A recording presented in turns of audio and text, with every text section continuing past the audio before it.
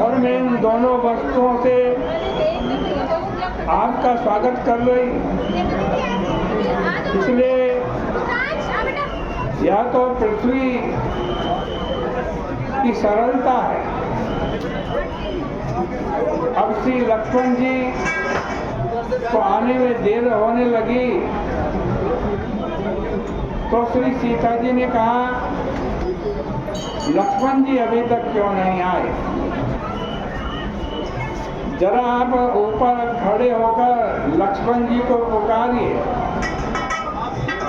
तो गोस्वामी जी उस दृश्य का वर्णन करते हुए बड़े भावपूर्ण शब्दों में कहते हैं कि फिर राम सिय तनु हेरत, फिर राम सिय तनु हेरत, वृषभ जानी जल लेन लखन गए, कृषित जान जल लेन लखन गए, भुज उठाई ऊंचे जड़ी फेरत, भुज उठाए ऊंचे जड़ी फेरत।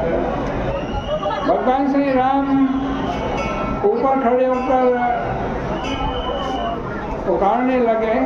पुकारते हैं, लक्ष्मण भैया तुम कहाँ हो? सचमुच श्री राम तो ऐसे अद्भुत पथिक हैं जो अपने से बिछड़ जाने वाले को छोड़कर नहीं जाते। अभी तो ऊपर खड़े होकर भी पीछे वाले को पुकार रहे हैं। धन्य है ये पथिक जिनमें परस्पर इतना स्नेह है।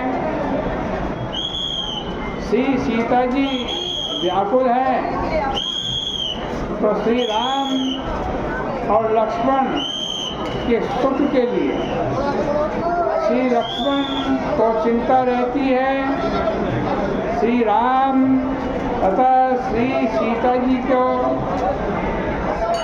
सुख देने के लिए। श्री राम व्याकुल हैं श्री सीता जी और श्री लक्ष्मण जी के सुख के लिए।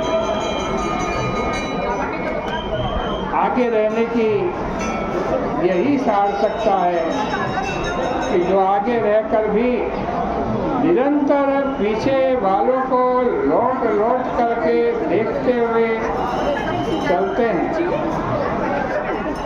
और बीच में रहने की सार्थकता श्री सीता जी सिद्ध करती हैं।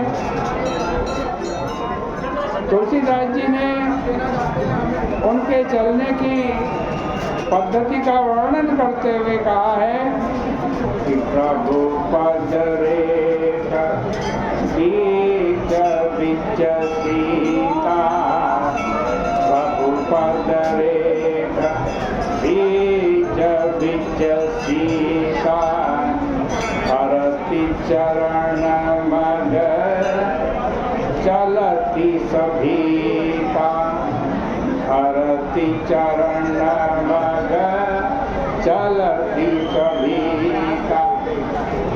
इसका सांकेतिक अभिप्राय है कि प्रभु के चरणों में जो चार रेखाएं हैं ना, वे मानो चार मर्यादाएं हैं और भगवान श्री राघवेंद्र ने चार रेखाओं के माध्यम से बनाई। श्री सीता जी ने निरंतर इन चारों रेखाओं की रक्षा करने की चेष्टा की, मर्यादाओं को बचाने की चेष्टा की। इसके द्वारा श्री जानकी जी ने हमें सावधान कर दिया कि प्रभु की रेखाओं को मैंने कभी नहीं लांगा, पर लक्ष्मण जी की रेखा को मैं लांग गई। इसी कारण लंका में कैद होना पड़ा। इसका अभिप्राय यह है कि चाहे कोई बड़ा हो और चाहे कोई छोटा हो, पर उसकी रेखा मर्यादा को कभी मत आज लांघिए। बड़ों का सम्मान तो कीजिए ही, किंतु छोटे के प्यार की भी रक्षा कीजिए।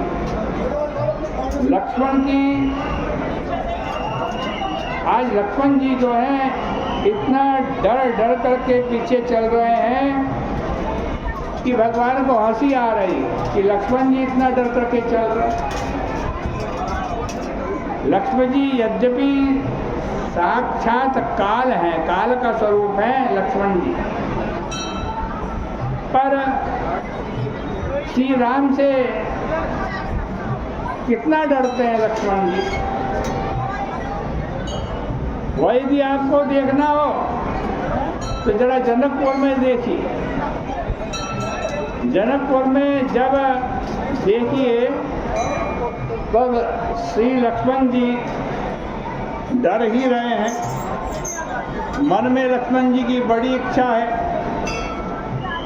क्या इच्छा है? लखन हृदय लाल शाभिषेकी, लखन हृदय लाल शाभिषेकी,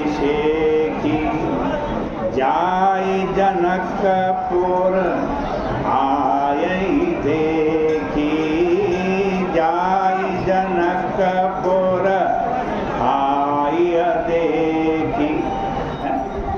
बड़े मन में इच्छा है लक्ष्मण जी की, मैं जनकपुर घूम आऊं देख, लेकिन बोलते भी नहीं है। क्यों नहीं बोलते? प्रभु भय, राम जी का भय है। भगवान श्री राम से डर लग रहा है। और जब चरण दबा रहे हैं तो तुलसीदास जी भी कहते, तुलसीदास जी कहते जब चरण दबा रहे हैं लक्ष्मण जी, चापत चरण लखनो और लाए, चापत चरण लखनो और लाए, सभय सप्रेम परम सुख पाए, सभय सप्रेम परम सुख पाए। भगवान के पैर तो दबा रहे हैं, लेकिन अत्यंत डरे डरे से पांव दबा रहे हैं। जनक जी की सभा में जब बोलने के लिए खड़े हुए तो भी वहां तुलसीदास जी कहते न सकत रघुवीर डरा, न सकत रघुवीर डरा, लगे वचन जनु जान, लगे वचन जनु जान। इस प्रकार जब देखिए तब डरे हुए ही दिखाई देंगे।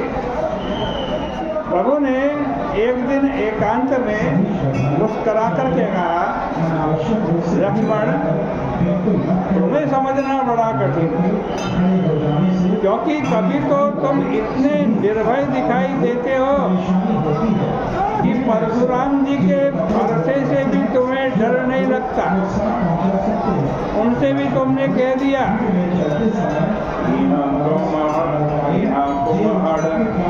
बतिया को ना, पर यहाँ तो बोलने में डरते हो, चरण छूने में भी डरते हो। ये क्या बात है लक्ष्मण जी? तुम मुझसे इतना डरते क्यों? लक्ष्मण जी ने कहा, महाराज मैं संसार वालों को बता देना चाहता हूँ कि साक्षात काल होकर भी जब मैं प्रभु से डरता हूँ तो आप लोग भी ईश्वर से डरते रहिए। जब व्यक्ति ईश्वर से निर्भय हो जाता है तब वो मनमाना आचरण करता है। इस प्रकार ये 3 सूत्र इन तीन यात्रियों के द्वारा दिए गए। तो इस प्रकार से श्री रामचरितमानस में ये बड़ा सुंदर प्रसंग आपके सामने कहा। आगे की चर्चा कल के प्रसंग में करेंगे। आज की चर्चा का ही विराम करते हैं। बोले सियापति रामचंद्र भगवान की जय।